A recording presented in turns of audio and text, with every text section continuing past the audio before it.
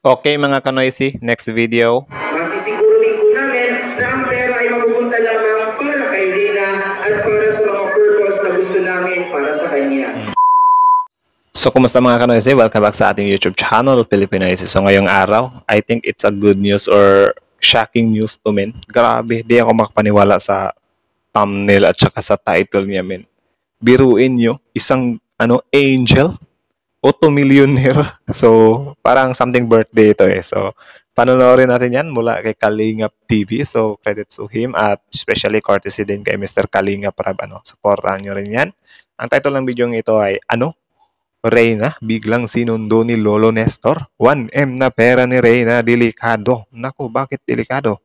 Kalingap Rab latest vlog. So, yan yung panonorin natin men. Binasa lang natin yung title at saka yung sa thumbnail. So, yun, bago natin simulan, Kalingap TV, supportahan nyo yan. Also, credits to Mr. Kalingap Rab, supportahan nyo rin yan. And also, kung trip nyo ng mga ganitong reaction video may kasama kayo manood, huwag nyo na rin kalimutan supportahan yung YouTube channel natin, Filipinoisy.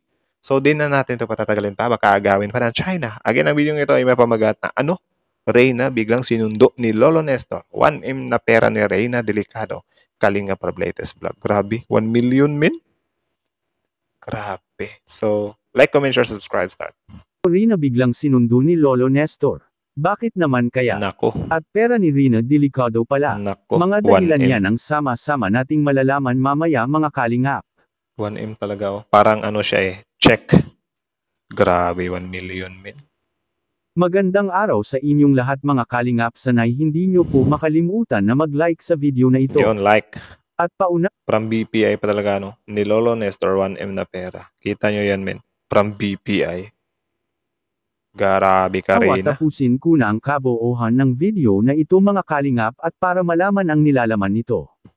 At maraming salamat po mga kalingap sa pagpatuloy na pagsuporta lalo na kay Kuya Val Santos Matubang at Kalingap Rab. Rina ang dalagang pinakamatagal nang naalagaan ng Team Kalingap. Napagdesisyon na ni Kalingap Rab mga kalingap na si Rina habang hindi pa ito tuluyang gumagaling mga kalingap ay mas minabuti ni Kalingap Rab na ang Team Kalingap na muna ang mag-monitor kay Rina mga kalingap. Bakit? Dahil sa napapansin kasi ng Team Kalingap dati mga kalingap na sa tuwing si Rina ay doon ito nakatira kina Lolo ay nagpaulit-ulit. Wait lang men, kasi umiipot yung aso ko eh. Baka kumain na naman ng buhok. Okay. Pasensya, kinakabahan kasi ako kapag umiipot or dumudumi yung aso ko kasi sometimes kumakain siya ng buhok dito sa sahig. Tapos yung poop niya hindi nalalaglag kasi may buhok, 'di ba? Pasensya na naisingit. Try. Ang sakit nito at para bang tila wala lang nangyayari sa mga gamutan na ginawa para kay Rina. Ang hinala ng ilan nating taga-subaybay kay Rina mga kalingap na nakaramdam si Rina ng trauma doon sa bahay nila Lolo Nestor. Bagay na parang totoo naman mga kalingap dahil sa tuwing makakauwi ang dalaga doon ay manunumbalik sa kanya ang mga alaala at pati na rin ang kanyang sakit na mapag hanggang ngayon ay parang palang yun so it's still unclaimed. Hindi pa talaga 100% gumaling na. Kaya napagpasyahan na si Kalingap Roda na muna ang mag-alaga kay Rina mga kalingap at para mabantayan ito ng maayos at higit sa lahat parihas silang babaeng dalawa mga kalingap. Tama. Hindi man tayo nag-isip ng masama mga kalingap. Kasi kapag babae kasi guys, tapos may ganyan, may mga pinagdadaanan. Dapat, though hindi naman sa pang-ano, pero dapat babae din yung magki-care sa kanya, Or pwede namang may lalaki din, pero syempre dapat may assistance din ng babae. Kasi syempre, alam nyo naman. Patungkol kay Lolo ngunit ang pinakamatimbang talaga sa lahat ay mas pinakamabuti talaga kung ang mag-aalaga kay Rina ay katulad din niya ito na babae dahil sa hindi maganda ang magtaturo para kay Rina ay isang lalaki dahil sa babae nga itong si Rina mga kalingap. Tapos dalaga na. At sa kaganapan naman kahapon sa birthday party ni Rina mga kalingap talaga namang masasabi nating napakabongga nito mga kalingap. 16 pa pala siya men, tapos para na siyang nagdibo Sweet 16. Nice. Parang I think yung tema niya is Frozen ba or Cinderella. Correct me. Dahil sa lugar palang mga kalingap at design ng kanilang party ay grabe para nang ikinasal si Rina sa isang lalaki mga kalingap. Napaka-special at napaka-swerte talaga ni Rina mga kalingap na marami pa rin ang nagmamahal sa kanya mga kalingap mapag hanggang ngayon ay tinututukan at sinusubaybayan pa rin nila si Rina mga kalingap. Yun. At kahit nga si Kalingap Rab ay ang akala lang niya ay napaka-simple lang ng lugar or venue sa birthday celebration ni Rina. Ngunit Hands-on din talaga itong si Mr. Kalinga Prabmin. So, good thing yun. Sobrang nice na hangarin yun. laking I mean, way of support. gulat na lang ni Kalingap Rab sa kanyang pagpasok mga kalingap ay napaka-special pala ang hinanda sa mga nagmamahal para kay Rina. Bukod sa 1 milyong halaga na pera ang natatanggap ni Grabe. Rina sa araw na iyon ay may marami pang Sino kaya nagbigay niyan, men? 1M, ha? Auto millionaire. Grabe, no? Magbo-birthday ka lang, milyonaryo ka na. Hanep. mga cash na pinagtulong-tulungan ng mga sumusuporta kay Rina dati at mapag hanggang ngayon kaya marami pong salamat sa inyong lahat na nagmamahal para kay Rina mga kalingap dahil sa kahit na hindi nyo po kaano-ano ang dalaga na si Rina ay sobra-sobra po ang pagpapahalaga nyo po para sa kanya. Tama, nice yun. At pera ni Rina delikado pala.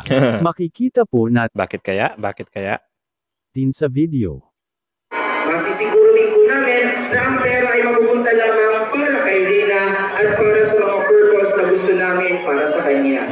Ito po ay para sa check-up o second opinion ng sakit niya sa St. Luke's Medical Center o sa Makati Medical Center.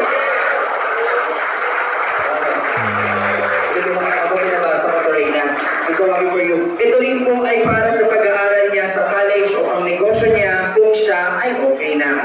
At sa future ay pwede Sinisigurado nang nagbigay ng malaking halaga na pera kay Rina. Tama din naman yun, men. May karapatan din naman yung mga nagbigay na i-monitor nila yung pera na sana'y maidating din siya sa dapat paggambitan, I mean, panggamitan. Like, for example, yun nga, business, panggamot,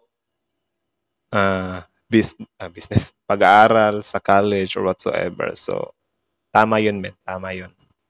ng mga kalingap na si Rina lang talaga ang makakagamit nito dahil sa naka-time deposit ito at walang ibang gagamitan nito kundi ang mga pangangailangan lang ni Rina. Anong masasabi niyo po mga kalingap tungkol dito? Please comment and God bless you all. So yun, again mula kay Kalingap TV, support nyo yan guys. Original video link in the description box below. Tapos courtesy na din kay Mr. Kalingap Rab, credit sa kanya. Support nyo rin yan.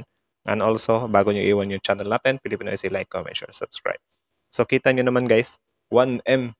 Tapos, syempre, tama nga din naman guys na magkaroon sila ng ganung hakbang na i-monitor nila yung pera na sana magamit talaga sa dapat panggamitan. Kasi baka, halimbawa ganyan, alam nyo naman, no, hindi ko ginajudge yung ibang tao ha, but parang na siya parang nangyayari talaga or may mga instances talaga, do hindi lahat, na every time na ang tao magkaroon ng pera or makaluwag-luwag sa buhay, automatic yan na yung mga relatives or mga kamag-anak or whatsoever, aaligid-aaligid ba? So, yung iba pa dyan, parang nanggigil trip na, yumaman ka lang or whatsoever, di ka na marunong lumingon. So, parang nakaka-apekto din kasi yan, men. Kaya, imbis na may plano pa sana sa perang yan, hindi na siya maano ba kasi nagigil trip siya or nadadala siya sa mga sumbatan or mga lumalabas sa bibig ng mga nakapaligid sa kanya. So, especially yan, bata pa siya, 16 pa lang siya. So, need niya talaga ng may guidance kung paano gamitin yung perang yan. Kasi hindi niya naman himay or na kung paano gamitin yung perang yan. 1M yan Tapos, 16 years old ka pa. Like, wala ka pa talagang totally fixed in mind kung anong gagawin sa perang yan. Kaya, yun, needed talaga ng may guidance. Kaya nga yung mga nananalo sa loto, pinapa-secret nila kasi yun baka dumugin sila ng mga kamag-anak nila at yung iba lalakihan yung hingiin, yung mga balato-balato kumbaga. Kaya imbis na pwede siyang panimula ang business or whatsoever, mauubos siya ba kasi yun nga hinihingi or nagigil trip ang isang tao. Though hindi ko naman nilalahat But good thing to me, grabe 1M. Apaka-nice. Apaka-bless. So yun lang naman muna. I'm happy that nagkaroon siya ng 1M at for sure malaking pagbabago ito sa buhay niya. Auto millionaire, men. So, kayo, ano masasabi nyo dito, guys? Comment down below. Tapos yun, pag-usapan natin yan sa comment section. So, that's it na lang muna. Filipino is like, comment, share, subscribe. Filipino is out.